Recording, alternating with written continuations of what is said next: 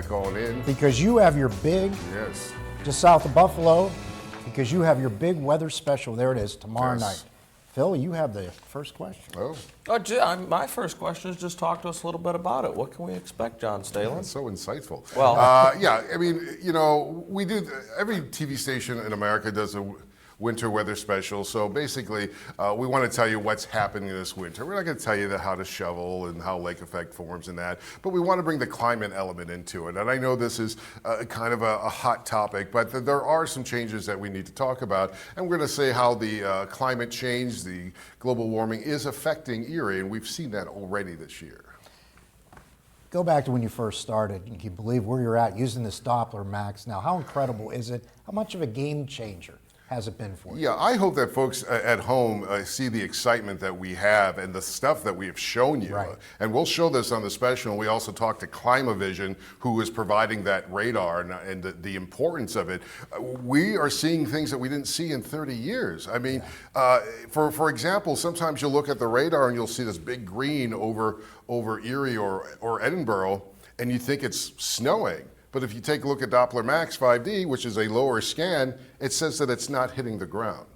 And sometimes that's what happens with precipitation. Or there's a big hole in the gap, and then Doppler 5D comes in, oh my goodness, it's snowing. And that's what we use that very efficiently right after Thanksgiving during that time. Is climate change, excuse me, affecting the winter season this year, John? Yeah, it really is. And I know, and again, you know, you'll hear in the special, I'll say this, it's like, I know we went out, we had a great summer. We barbecued, we went swimming, we did all these things. We're still alive with what we call global warming.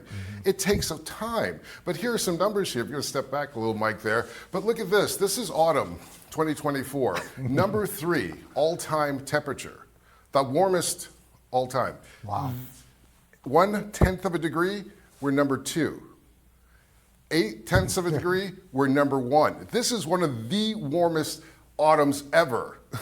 Only by less than a degree we were off by number 1. Number 2, snowfall. That's 2024, 37.2 inches. All right, and look at this. And the trends: 6 out of the 10 warmest autumns came since 2007. That's since 1873 of record keeping. 4 of the 10 snowiest autumns came since 2000. And what I'm saying here, there's a trend. It doesn't happen overnight. It could take 20 years, it could take 30 years, but we're living in that trend. And if you look at it, the lake was 7 degrees above normal when that big Thanksgiving snow came. That's because summertime was one of the warmest summers on record. There's a correlation. The question is how and why. I don't care about that. What I care about are the numbers saying it's happening. We might have to adjust our lives a little bit. Sounds like you want to do an hour tomorrow night. I can do 2.5.